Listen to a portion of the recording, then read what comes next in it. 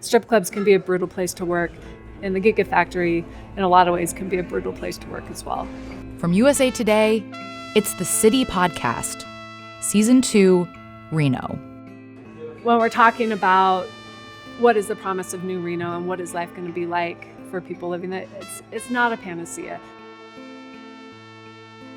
The deal was struck in late 2014, and Tesla started construction on this giant Gigafactory in 2015. And since then, their effect on the community has been huge. Today, there are probably about 12,000 people who work on the site. This is in a tiny county that has maybe 4,000 people living in it. And one of the things that we wanted to explore in this episode was this promise of New Reno, right? And it's not necessarily this dichotomy of do I work in a strip club or do I work at the Tesla Gigafactory, but if you're looking at the kinds of jobs that are involved in old Reno, service economy kind of jobs, casino jobs, strip club jobs, is the new Reno economy more of a promise of higher paying jobs with more of a career path, skilled labor, the kinds of things that maybe help give people a brighter future. And like most things in life, it's not a silver bullet.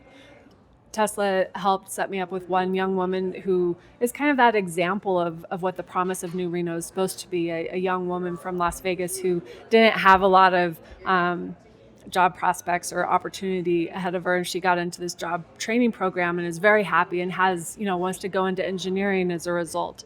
But we were also able to find one young man who went in with stars in his eyes to work at this really cool company, and he ended up losing the tip of his finger in a job injury, that was really difficult for him to overcome.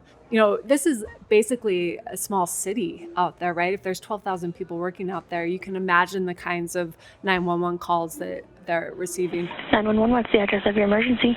The Tesla Gigafactory at 1 Electric Avenue. We are requesting EMS. She was electrocuted. We need an ambulance. She got her hand stuck between the two modules. We're finding calls for assaults. We're finding calls for job injuries, pregnancy problems, overdoses, suicide attempts. And we also pulled all of the records for, the OSHA complaints, the OSHA injuries. They have a very, what's the word I'm looking for? Wary relationship with the press in general. It took a lot of kind of finessing and explaining to get them to feel comfortable enough to take us on a tour of the Gigafactory. Once there, they were very careful. Our handlers, would kind of stop lines of questioning that they didn't necessarily like. But they were very helpful also, and it was friendly. It wasn't antagonistic. That did start to change as I started to ask questions about the injuries and some of the other more investigative findings that I was able to come up with over the course of the reporting. And as that reporting evolved, they weren't happy at the turn that the reporting took. I would say that the main takeaway is that the new Reno isn't really all that different from the old Reno in terms of keeping this live and let live culture that has permeated Reno and Nevada's history since the beginning of time, and balancing that with how do we take care of people. So, in episode 5, I think the takeaway is that we really kind of pull the curtain back and get a real sense of what it's like to work in the strip clubs, the good, bad, and the ugly for a lot of people, and see the challenges that, right or wrong, Cami and other strip club owners, I think, need to address and women need to assess as they're making their decisions about whether to enter this line of work. So far this season, we've really seen what it's like to be a dancer through the eyes of Stephanie. And other than, getting caught up in this undercover sting, her experience being a dancer, while being difficult and challenging at times, has been relatively positive. But not every dancer has that positive experience. So I met with two dancers that had worked in Cammy's clubs. They actually were working with Awaken, the anti-sex trafficking organization, who kind of helped them transition out of the stripping business. But they described really traumatic experiences. So much happens in the back rooms, and I mean, people would come out with black eyes all the time from those rooms. And here's some alcohol, you're gonna be okay. Like, here's some makeup. The house mom, like, always like, here, I have some extra makeup to cover that up. My friends was strangled in one of the rooms. And the challenge of this kind of reporting, obviously, is that, there's not a good paper trail that you can look up to try and substantiate some of this stuff. But what we focused on was when themes would arise, when I had multiple dancers describing very similar experiences, that told me a lot. That wasn't like just one incident, a one-off, but when you had multiple dancers saying, yeah, women were being bought out of clubs, and yeah, prostitution could happen in the back, that definitely raises a red flag. Sometimes it does come down to a he said, she said, but we do our best to find the information that's corroborated by other individuals, or that multiple women have similar experiences, which lends credibility, I think, to the story.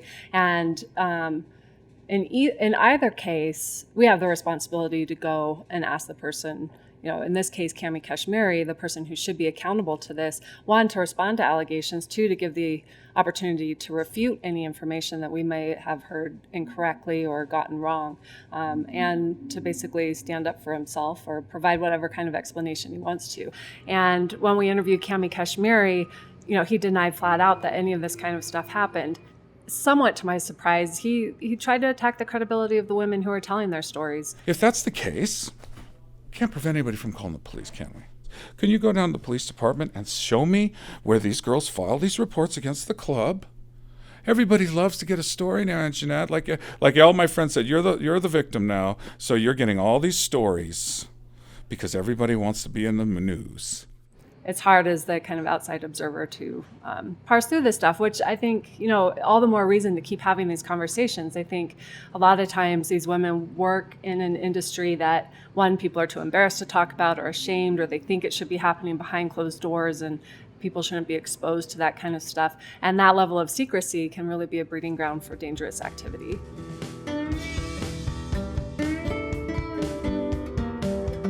So we're lucky being in radio that all municipal court hearings are, instead of being transcribed by a court reporter, they're recorded on audio, and those audio recordings are available to us through public records requests. So we actually have audio of the entire trial. And going into this, I think Stephanie felt pretty confident.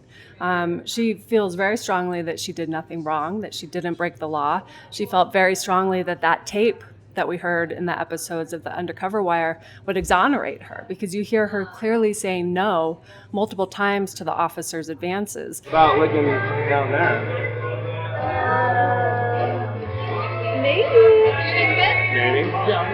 And if you think of this in any other different kind of context, like we are in a Me Too era now, right? Where consent is a big deal. And if you look at this through that framework, where a maybe is a yes, it just feels like everything's on its head, kind of. And that feeling only intensified as the prosecutor came in to try this case. When it came time for Stephanie's trial, the entire atmosphere in the courtroom changed. All these kind of regular people dealing with their traffic tickets were gone from the room. A new high-power prosecutor for the city walks in, and the one who had been handling all this smaller stuff left. And this was super explicit, super uncomfortable testimony. Just picture sitting at dinner with your grandma or your boss and having to have really explicit conversations about sex acts. And by her closing argument, the way she was portraying Stephanie, it was really counterintuitive to listen to all of this. But when the testimony was done, Stephanie, I think, still felt pretty confident. The judge went upstairs for an hour to re-listen to the wire and to think about what her decision would be. And she came down and she talked for about 40 minutes. And it wasn't too long before the judge said something to the effect of, one side is arguing that this is theater, and I get that. You're building a fantasy world for these men, But there comes a time when there's a line, and in this case, I think that line was crossed. So it did look like the judge was ruling on the letter of the law.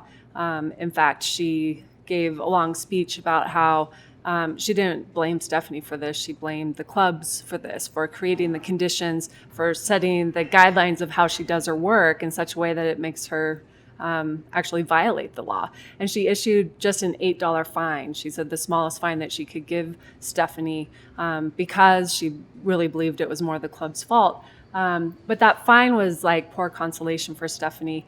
If this conviction stands, she's appealing the conviction, but if the conviction stands, she won't be able to work as a dancer in Reno, and she'll have this criminal record every time she applies for a job. She'll have to check that box and explain why she was arrested for solicitation.